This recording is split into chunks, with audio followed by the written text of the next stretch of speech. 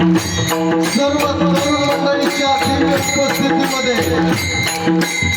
या ठिकाणी अतिशय उत्साहामध्ये संपन्न होत आहे. आपण खरोखर भाग्यवान आहोत ज्याने आपल्याला निर्माण केलंय. आपण सर्वजण एवढे सुंदर दिसत आहोत.